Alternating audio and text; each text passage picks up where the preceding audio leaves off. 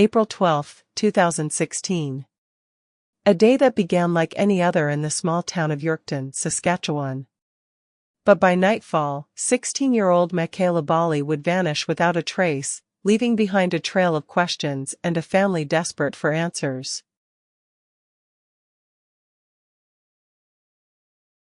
Maykela, also known as Mekayla Margaret Kim Bali, was, by all accounts, a quiet and kind-hearted teenager. Her family describes her as someone with a gentle heart. She was close with her younger siblings and had a strong bond with her mother and grandmother.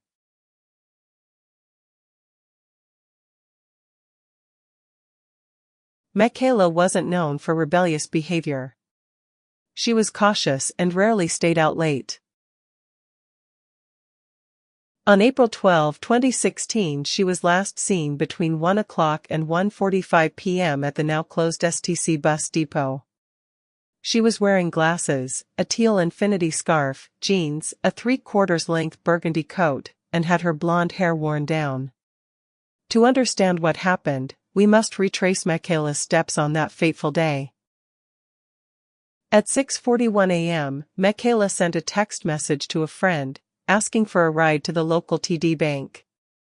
She claimed to have $5,000 in her account, though bank records later revealed this was not the case.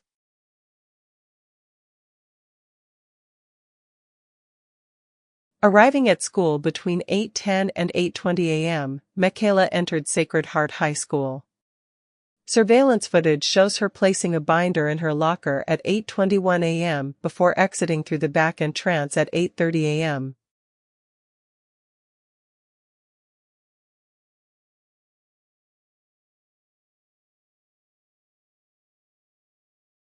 Between 8:40 and 8:50 a.m., Mekayla attempted to pawn a silver ring at Terry's Pawn and Bargain. The clerk reported that the ring was of low value, and he did not make an offer. Shortly after, between 8:50 and 8:55 a.m., Mekayla was seen at the bank withdrawing $55 from her account. At 9 a.m., she entered a combined Tim Hortons/Wendy's restaurant, buying a drink and sitting at a booth. Surveillance footage shows her nervously looking at windows and doors. At 9:23 a.m., she exited through one exit, only to walk back in and go to the other exit. At 11:35 a.m., Mekayla sent another text message to a friend, "I'll see you at lunch." At 11:59 a.m., Mekayla re-entered Sacred Heart High School and met with two other students in the cafeteria. They confirmed that she told them about plans to take a bus to Regina for vacation.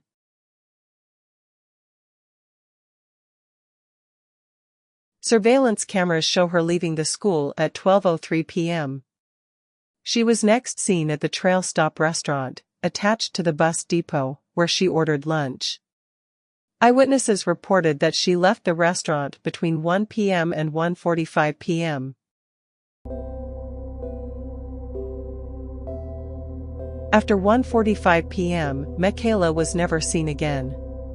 Her phone was turned off at 6:51 a.m. the next morning, and there has been no activity on her social media accounts since. Her bank account has not been used, and she does not have a passport with her. I will never stop searching. As I've said before, my treasure's lost. I will devote myself to finding you. There is no more sense of sane or normality or continuity in a fractured family. One can't sit at a dining room table with an empty spot. One can't sleep in a comfy bed not knowing where your child is. We have not been able to move a positive identification or a confirmation of where Mekayla was past that 1:45 timeline at the Yorkton bus station.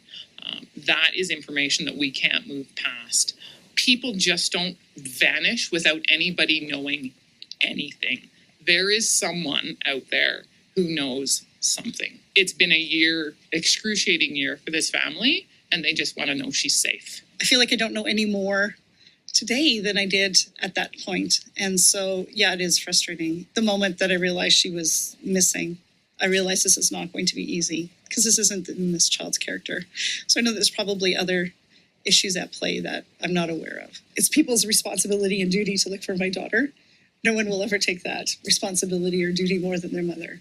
And so I have, treaded where probably people shouldn't go, but I have the feeling, and just knowing my child, that, she needs help.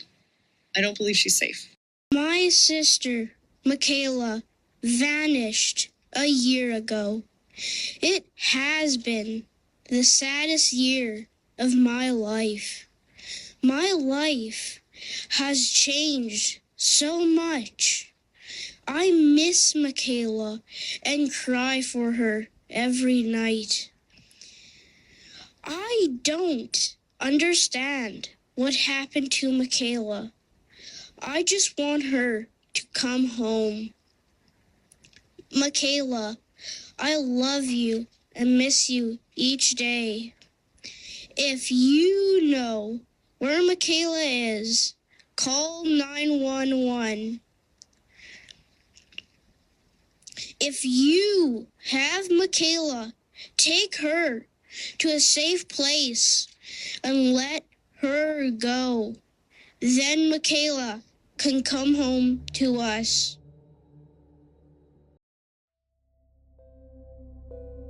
Several theories have emerged regarding Mekayla's disappearance.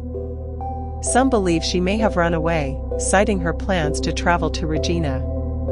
Others speculate that she could have been trafficked or met with foul play. Maykela Bali's case remains unsolved, but her family continues to hold hope. As time passes, the search for answers endures, and the hope for her safe return never fades. What do you think really happened? Let me know your theory in the comments.